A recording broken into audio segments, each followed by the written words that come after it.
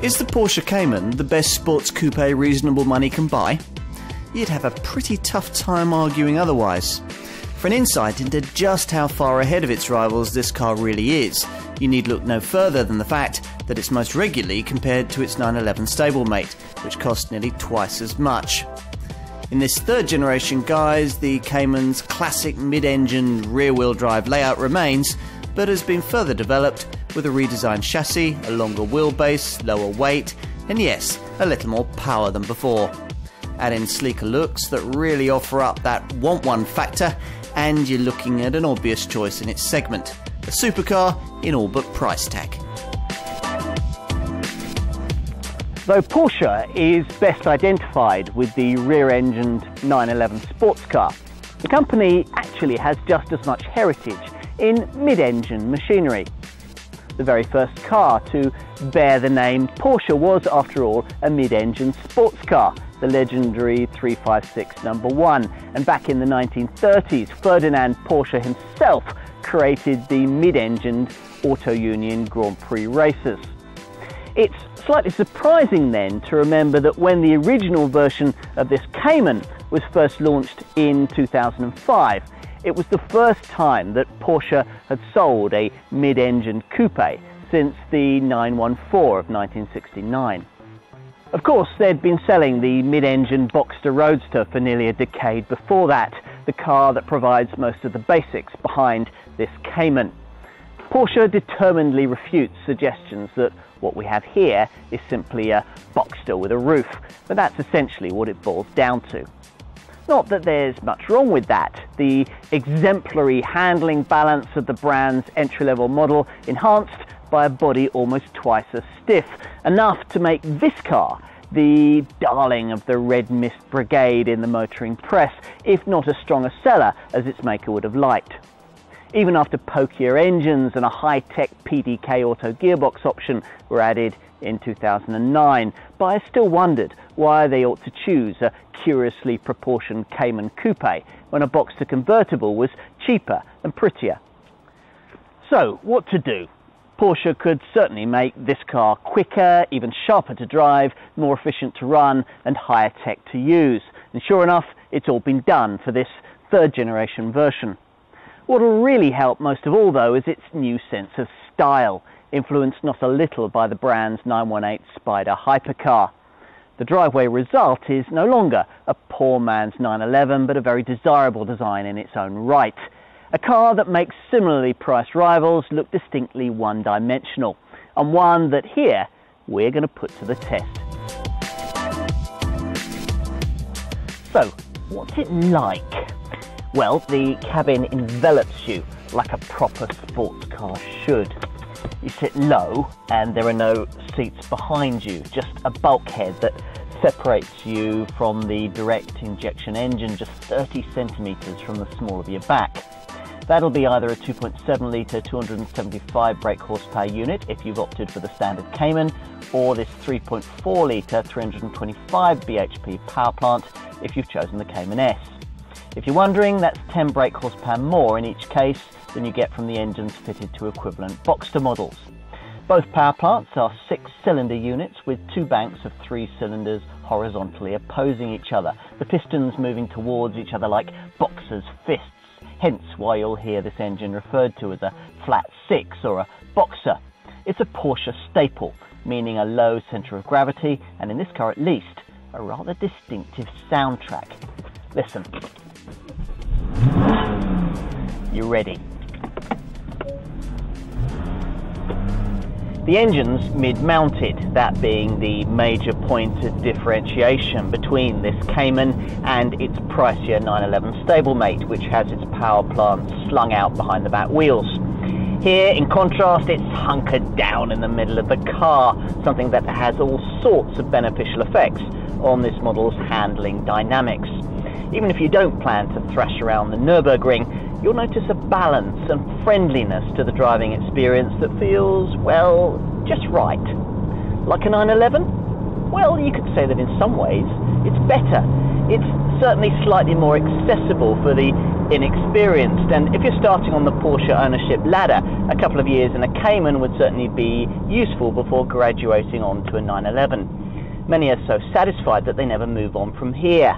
This, after all, is a car so pliable, so forgiving, that even if you play with the steering when you shouldn't, power on in the middle of a slippery corner, say, it'll shrug its shoulders and work with you.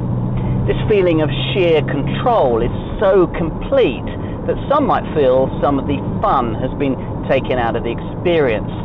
You can't help admiring it, though. If you're someone likely to be regularly engaging in those kinds of antics, then you're probably someone who wouldn't settle for anything other than Porsche's slick shifting 6-speed manual transmission. But don't dismiss the 7-speed PDK twin-clutch sequential auto gearbox. Out of hand, it's a setup that works best with a set of optional steering wheel paddles. In using it, you're not quite as immersed into the driving experience as you would be with this well-weighted manual, but on the other hand, not having to grapple with the gear stick does free up your attention for other demands, such as picking the proper braking point or homing in on an apex. Plus, PDK cars are slightly quicker and more frugal, as well as offering the option of a Sport Chrono pack, which includes a Sport Plus option for track-style gear shifting strategy and launch control for Grand Prix getaways. You can also get the Sport Chrono option with manual gearbox cars, where it makes the throttle response a little more instant and weights up the steering. You'll be wanting some numbers. The basic 2.7 litre Cayman with a manual box will accelerate to 62 miles an hour in 5.7 seconds and run on to 165 miles an hour. Go to the other extreme and plump for a 3.4 litre Cayman S with PDK and Sport Chrono, and you'll be able to demolish the 62 mile an hour sprint in just 4.7 seconds, with the engine pulling strongly from 4,000 RPM and taking on a lovely guttural bark as the revs rise towards the red line and the car hurls itself on towards a top speed of 174 miles an hour. That's quicker not only than the old Cayman R, but also a standard 3.4 litre 911. Accordingly, overtaking is instant. The 50 to 70 mile an hour increment demolished in less than 5 seconds. That's provided that you press this Sport button that optimizes the engine tuning, and on PDK auto models results in later upshifts and earlier downshifts. Progress that'll be accompanied with even more aural fireworks if your car comes fitted with the optional sports exhaust. This car, you see, has never been about top trumps figures. Its appeal lies in the way it feels, in the way it makes you feel, the tactile experience that it offers at the wheel. Cayman enthusiasts had feared this might be diluted somewhat by the adoption of an electromechanical steering system, but as it turns out, that's not much of an issue. Before, the steering felt alive and hyperactive, but included a lot of feedback and chatter that didn't actually help the driving process.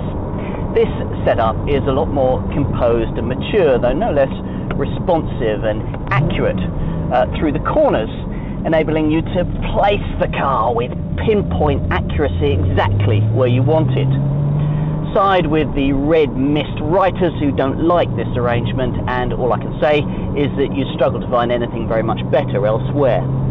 Turn-in is crisp at whatever speed you choose, and body rolls well contained too.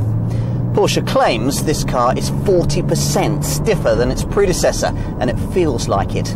Enthusiasts will be pleased to find that the stability control system can be switched into a looser mode or off altogether if you want to get a little more expressive, though you do need a fairly fast pair of hands if you want to get this car moving about beneath you.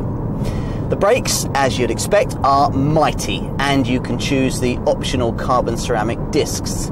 Unless you're regularly beating your Cayman around racetracks, though, I wouldn't bother. You can spend the huge price premium required more productively elsewhere. On Porsche's PASM adaptive damping system? Perhaps. 4 vertical chassis sensors enable you to set the ride quality up to suit the mood you're in and the road you're on. So depending on your choice between normal and sport settings, the car can feel loose-limbed and supple when cruising along a typically broken British B road, yet will retain decent body control should you chuck it at a corner. It works even better in combination with the dynamic transmission mounts that come as part of the optional Sport Chrono package. These adapt their stiffness and damping characteristics to changes in driving style and road surface conditions, in effect acting as suspension for the transmission. The result is greater traction and better stability during acceleration, braking or cornering. If you're someone who'll regularly be powering on through those corners, you'll also benefit from specifying the Porsche torque vectoring setup that I've got here. It comes with a mechanical looking differential and nips at the brakes of the inner rear wheel through tight bends, making the car feel more nimble. The system comes into its own in wet or wintry conditions, but in the dry, I'm not sure too many drivers would miss it. Ultimately though, however you specify your car, there's real subtlety in the way the Cayman handles, and you don't need to drive the thing like you stole it to enjoy it. And don't worry if budget dictates the choice of the more affordable 2.7 litre version. In many ways, having to work a little harder at extracting the performance actually makes the experience even more fun. Either way though, what we have here is a masterclass in sports car excellence. Does it look like a 911? The uninitiated might think so, but visually at least, the Cayman is no longer a lesser, rather clumsy copy of that car. Your eye's immediately drawn to the bi-xenon headlights of this sleeker front end, but the bigger changes are to be found further back, with the higher haunches, the bigger wheel arches, and the swept back roofline that together make this model a more distinctive thing than its predecessor. Reducing the rake of the rear screen and pulling its base further back has done wonders for the shape, and it also helps that these indented doors are no longer shared with the 911 and so better suit the completed design. The overall result is all muscularity and purpose. The whole idea with this car's third generation redesign was to put it on the same lightweight architecture that underpins its Boxster and 911 stablemates, which is why, despite being a bigger thing than its predecessor, it actually weighs less thanks to extensive use of aluminium in the chassis, coupled with magnesium and steel where it's needed. A good example of the ceaseless development quest for efficiency can be found in the rear boot lid, emphasised by this distinctive blade spoiler that cuts across the rear light clusters. The lid is fashioned from aluminium and less than half the weight of the previous part. Lift it and you might be surprised to find how much space this car can offer behind a mid-mounted engine layout that's always been a big plus when it comes to practicality, though your service technician might not immediately agree. There's an expanded 275 litre space on offer here, which when combined with the further 150 litres that you get under the bonnet in the front, provides for a 425 litre total. That's actually more than you get in a Volkswagen Golf, a two-seater Porsche sports car that carries more gear than your average family hatch. The surprises keep on coming. There aren't too many of them when you get behind the wheel, mind you, unless you count the fact that despite a lower roofline, there's actually more headroom than the previous version of this car could offer, thanks to a lower mounting position for these surprisingly broad seats. Now the cabin's essentially the same as you'll find in Porsche's Boxster, though that's no bad thing, with the same standard of fit and finish that you find in a 911, costing twice as much. Unlike that car, you get only two seats. Those that see the 911's two cramped rear berths as irrelevant should swap from one car to the other for a week and see just how often they throw a jacket or a briefcase in the back, or, as in my case, carry young children. Get yourself comfortable And if you're familiar with previous Cayman models, you might notice that you sit a little further back from the controls, this contributing to a feeling of greater space in a redesigned cabin that really is more roomy thanks to a 16mm wheelbase increase.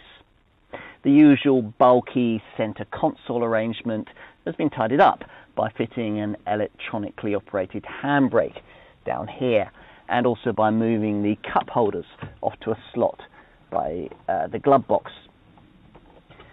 The dashboard with its tapered centre console is a big improvement, and if you've opted for the Sport Chrono package with its smart little timer, you'll find that dial now neatly incorporated into the dash rather than being perched atop it like an afterthought. There are still a few ergonomic issues. Some of the buttons you use fairly often require you to take your eyes off the road to search for and operate. Likewise, this big central screen relegates the heater controls to this rather cramped position underneath, so they can be a little awkward to use. Overall, though, we're talking here of an interior that feels far more upmarket. Peer through the chunky sport steering wheel and you'll find that, as with all the brand's models, a central oversized rev counter commands your attention, the silver finish here marking out this S model. To its left is a speedometer with spectacularly unhelpful 25-mile-an-hour increments. To its right is a VGA screen masquerading as a dial but actually displaying trip computer functions, stopwatch, gear change, G-forces, vehicle readouts, audio, phone, and even satellite navigation if you've opted for the expensive extra cost Porsche communication management system that I have here. What Porsche advertised the Cayman at and what it rolls out of dealerships costing are usually two quite different things. But in terms of list pricing, if you think of the base 2.7 litre model as costing around £40,000 and the 3.4 litre S variant as being pitched around £50,000, then you won't go too far wrong. In Porsche terms, that means a premium of around £2,000 over comparable Boxster models. But go for this S variant and you'll be making a £25,000 saving over a base 911 with exactly the same engine and pretty much the same performance. If, like me, you love 911s, that's quite a sobering thought. Of course, you can edge the asking price of your Cayman much closer to that of a 911 with even a quick trawl through the options list. The PDK gearbox is chosen by around 75% of Cayman customers, and that's £2,000 extra straight off the bat. Plus, if you choose this, you're almost certain to also want the optional sport steering wheel and its inclusive gear change pedals. Without these, you have to change gear with some clunky rocker switches on the front of the wheel. Go from here, and as many will, you add the Sport Chrono package with its dynamic transmission mounts and launch control, Porsche torque vectoring, and a sport steering wheel, you'll find that once again you've tacked another £2,000 and change onto your bottom line asking figure. And all before you've even started getting creative with seats, stereo, sat-nav, paintwork, alloy wheels and trick bits like brake upgrades and the PASM adaptive damping system. Before we start getting too carried away with all of that, it's worth considering what we ought to be comparing the Cayman with. There's a pretty broad span of potentially comparable rivals too. Around £30,000 would get you a Nissan 370Z, while upping that budget to around £35,000 would get you BMW's 135i Coupe or Audi's TTS. All are good cars, but neither will reward you quite as much as a Cayman 2.7. Whether it's worth finding the best part of another £10,000 on top of the cost of that car to get yourself this 3.4 litre Cayman S is more debatable. Not really because you'd save a little by opting for, say, a Mercedes CLA 45 AMG or an Audi TTRS, but more because the standard 2.7 is already so good. If, having considered all of this, you conclude that it is a Cayman that you really want, then you're going to want to know just how complete the standard specification is, regardless of your model choice. So what do you get? Well, given that this is supposed to be a premium sports car, I was a little surprised to find things like a rear wiper, rear parking sensors, metallic paint and headlamp washers on the options list. And in an age where my humble Ford Focus gets a standard torque vectoring system to help it get the power down through the corners, it's a bit much that Porsche charges extra for such a thing. On the plus side though, you do get Alcantara trimmed sports seats with electrically adjustable backrests, 18-inch alloy wheels, a CD stereo with 7-inch colour touchscreen control, auto headlights, air conditioning and a universal audio interface offering all kinds of extra connectivity. To this tally, this Cayman S adds larger 19-inch alloy wheels with larger front brake discs from the 911 Carrera, a partial leather interior and bi-xenon headlights in addition to the power advantage of its larger 3.4 litre engine. The safety kit on the Cayman is pretty comprehensive. The two-stage PSM stability control system is one of the very best in the business. A pair of impact sensors are located near the headlights and these evaluate the severity of a crash in milliseconds and inflate the full size and knee airbags in 2 stages depending on the severity and type of accident. In less serious collisions, the airbags are only partially inflated, thereby minimising discomfort to the occupants. There's also an uprated braking system to help in emergency stops that'll be advertised to following motorists by automatically pulsating brake lights. The electromechanical steering helps too. Brake on a road surface with varying levels of grip and you'll get a pulse through the steering wheel that'll help you correct and stabilise the car, making it easier to keep it straight. As an option, there's an ACC adaptive cruise control system that comes packaged up with the PAS Porsche Active Safe setup. ACC uses radar technology to automatically keep you a safe distance from the car in front on the highway and will seamlessly adjust your speed to suit that of the surrounding traffic, even right down to a stop. PAS uses the same radar to monitor traffic movements ahead and look for potential accident hazards. If one is detected, the system will warn you. If you don't respond or aren't able to, then braking pressure can automatically be applied to decrease the severity of any resulting accident. Talking of options, if you really want to go to town with extra cost features, Porsche are there for you. I'd be very tempted by the high-end 12-speaker 800-watt Burmester sound system, the leather sports bucket seats and the sports exhaust. Urban owners might also like the Steering Plus system, which offers extra assistance at lower speeds. If on top of that you opted for a special paint finish, a set of even larger 20-inch wheels, satellite navigation and a carbon fibre interior package, you'd be talking a £15,000 premium right there. This test car actually has £17,000 worth of options fitted. Nice if you can afford it, but that's probably going a bit far.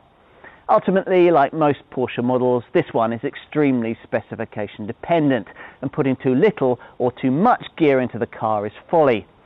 If you budget around £6,500 for the PDK gearbox, the PASM adaptive dampers, the Sport Chrono package, the satellite navigation and metallic paint, you'll probably hit the sweet spot.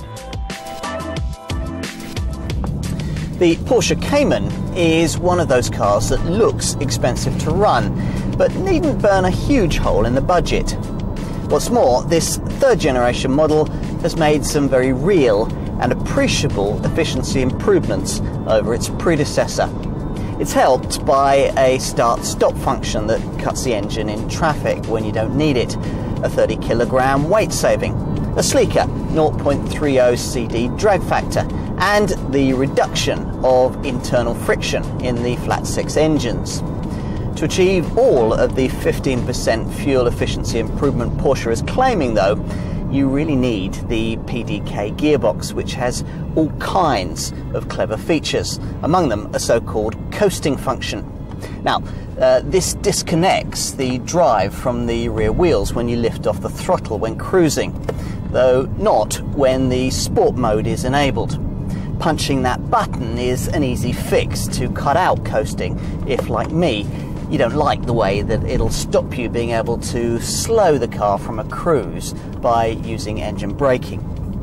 So to the figures, these likely to be helped by a gear change indicator on the rev counter that encourages more efficient real-world driving, and deactivation of the sport button that tells the engine that you want optimized efficiency rather than ultimate performance.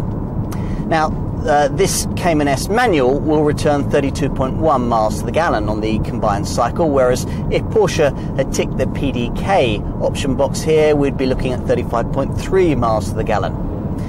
Much of the benefit comes in having a super tall 7th gear on the PDK transmission, a fact borne out by the extra urban fuel figure, which is 45.6 miles to the gallon, compared to the manual car's 40.9.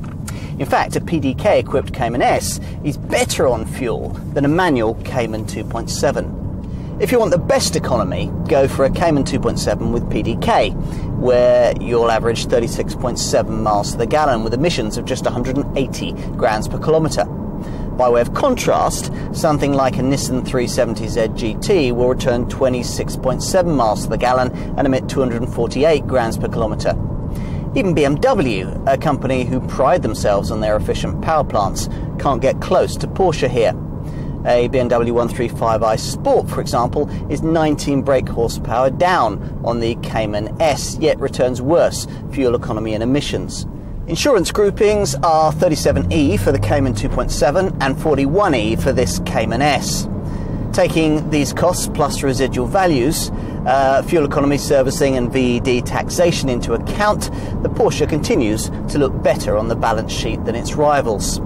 Over a typical 3-year, 36,000 mile ownership period, the Cayman 2.7 will cost 87.8 pence per mile, pipping Nissan's 370Z GT, which comes in at 89.6 pence per mile. The BMW 135i Sport trails at 90.14 pence per mile. Go up a level with the Cayman S with PDK, and that'll set you back 113.2 pence per mile. That's significantly more affordable than Audi's TT RS Plus, which will cost 129.6 pence per mile to keep on the road. The key reason that Porsche wins these shootouts is due to residual values. Put simply, people will pay more for a used Porsche compared to its closest rivals. The badge just carries more clout come resale time. Here, it seems, is a car that you can buy with your head as well as with your heart. Whether this improved Cayman can finally upstage its pricier 911 stablemate, or indeed whether this is the car a modern 911 really should be, well, I can't help wondering whether these are really irrelevant questions. If you like one of these Porsches, you'll probably be unconvinced by the other, with fundamental differences that are small but highly significant. Perhaps a closer rival to the Cayman is the car it was designed upon, the Boxster, which drives almost as well, is priced more aggressively, and offers the option of open-top summer driving. Ultimately, what it boils down to is that Porsche has two brilliant cars on its books, and as problems go, that's not a bad one to have. What's not in doubt is that the Cayman makes the dilemma of where to spend a sports car budget limited in the £40,000 to £50,000 bracket about as straightforward as it can be. In the real world, it's one of the quickest cars you can drive, and one that makes you feel special every time you sit in it. True, the asking price isn't cheap, the options are expensive, and there are more powerful rivals that cost the same. But it's also true that for the money, nothing else offers as complete a sports car driving experience.